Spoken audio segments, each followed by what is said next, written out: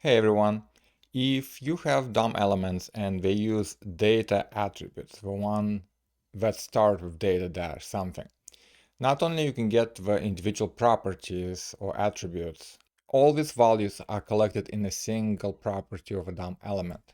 So if I look at this element right here, notice it has the attributes, data columns, data index, data parent, and if I just inspect that node, then it has a property called DataSet, and it has all these attributes without data prefix, and in camel case, the values are still strings. Now this is a DOM string map, it's not a plain object, so we have to be a little bit careful how we deal with it. But we can use this dataset object to validate multiple values of data attributes at once. So let's see this in action. In this example, the initial data index number attribute is set to loading, and then after a second, it's set to 1, 2, 3, 1, 4. So we have to make sure that when we access the data set, we retry depending on assertion. Okay, so here's my get command, should have prop data set. Okay, that's an object, and I'm gonna just use print command. Let's see what happens. Print comes from Cypress Map because I have Cypress Map plugin. Notice it prints the current value, columns, index number, loading, parent cars. So I want to actually confirm that at some point, let's say should deep equal. So at some point it should have the following. So we have columns and all the attributes are strings. So right now let's just say string 3. Maybe index number should be 1, 2, 3, 1, 4, I believe. That's the expected value that will be set at some point. And what else? Parent, cars, simple string. And notice right here, it says deep equal and it compares a DOM string map with an object. And they're not equal because notice right here, it actually prints more information. So if I look at console, let's see if it can give me better value, columns, index number. See, like all of the fields are the same, but it's not plain object. So we have to convert it to plain object. The easiest way to do this would be to use JSON stringify immediately followed by JSON parse. Now, in this case, it's a plain object, but the values are not matching because these are the values at the get moment.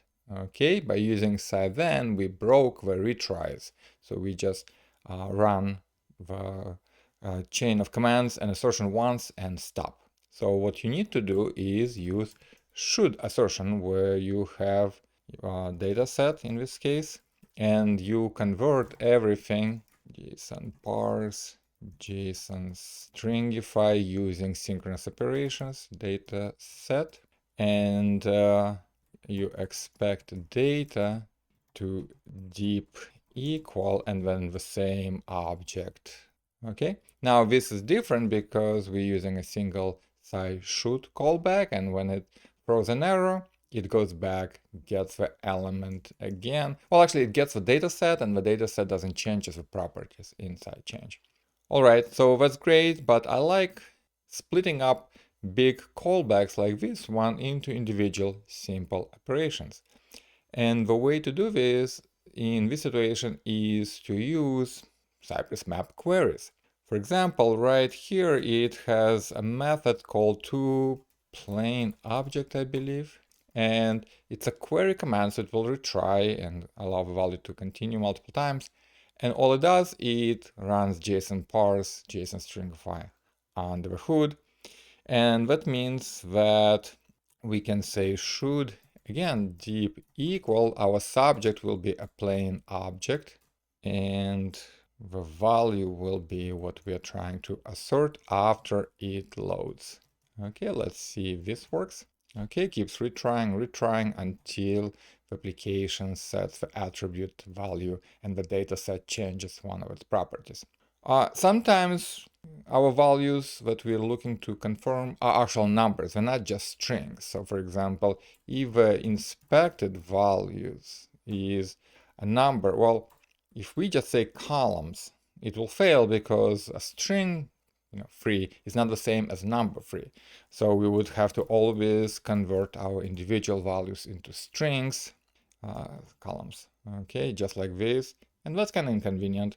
Instead, what we can do is we can, let's say, map and supply an object with properties we want to convert. So for example, we want to convert columns property into a number. Okay, let's see how this works. Now notice Cypress map query command. It even prints what you're trying to do. So property name columns, this is the callback number. And then after that, that object has number 3. And then we pass the converted properties down the line of queries until it passes the assertion. So DataSet is an excellent way to access multiple data attributes of a DOM element. Using Cypress Map, you can easily convert and cast properties of that object before you use regular Cypress assertions to confirm the values. I will put a link to my Cypress examples website in the description of the video so you can find this DataSet recipe.